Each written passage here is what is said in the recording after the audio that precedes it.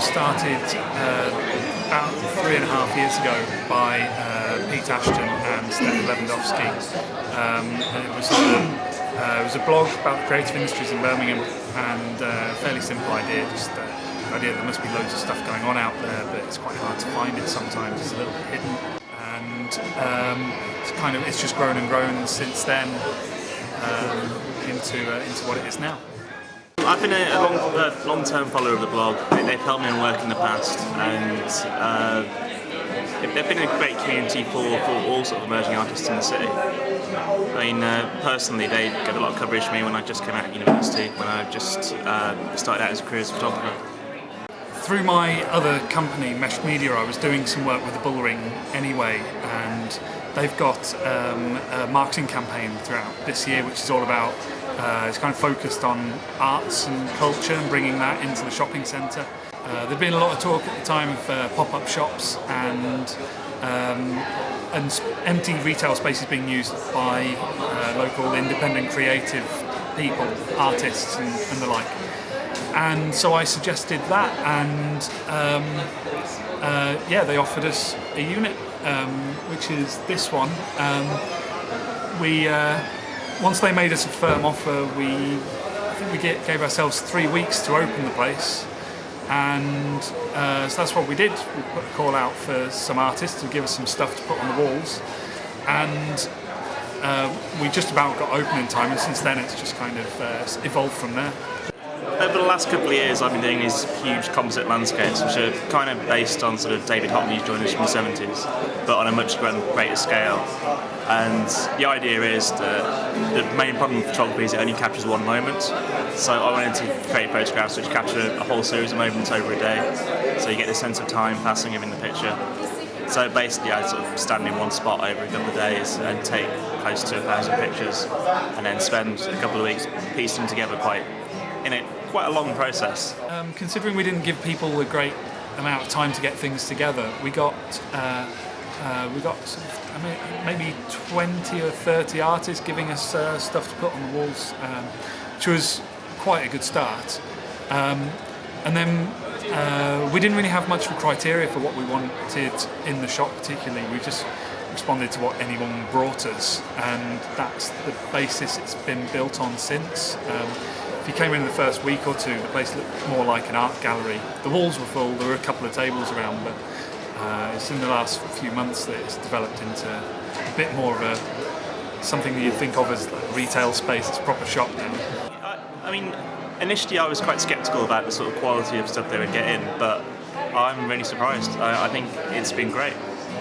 I mean, obviously it varies in quality, but it also varies in price, so it works out. I mean, but as a general figure, the standalone here is amazing.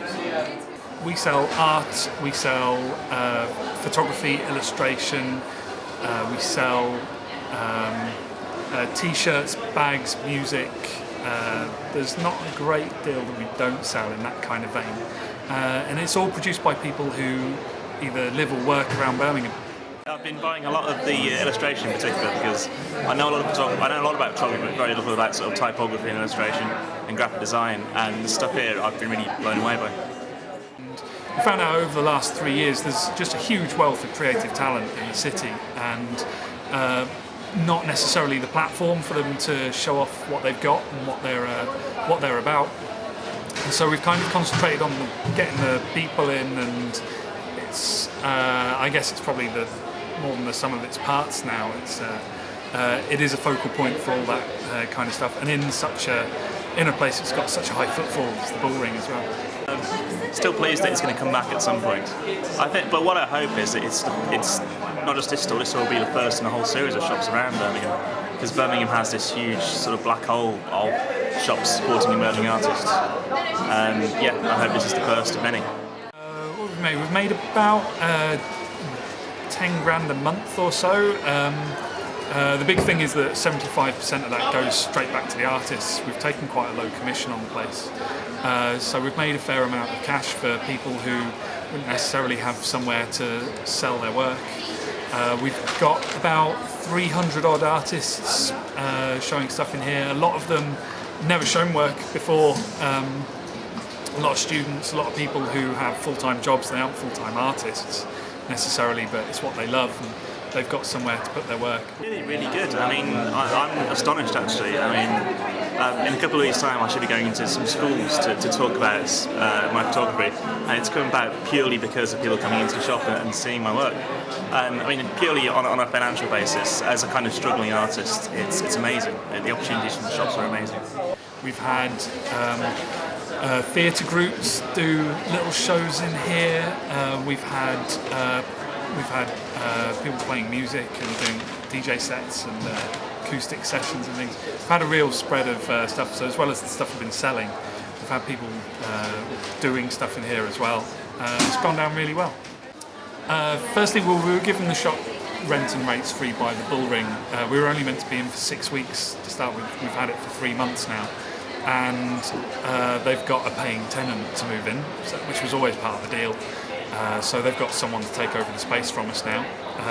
So that's the main thing. Secondly, we could do with a bit of a break to catch up with ourselves and take stock and then see how this might be done again. Because everything's been done on the hoof, and we've been learning a lot as we've been going along, so we could probably do with a little bit of a break. Well, today's the penultimate day of trading. End of tomorrow, we'll be shutting down the main part of the shop, and we'll be doing stock take. So all those 300 or so artists, we've got to find out how much of their stuff we've sold. We've got to do a proper stock take, give them their stuff back. So we'll be having a week to manage that and get everything back to people. And then next weekend we'll have a proper leaving party.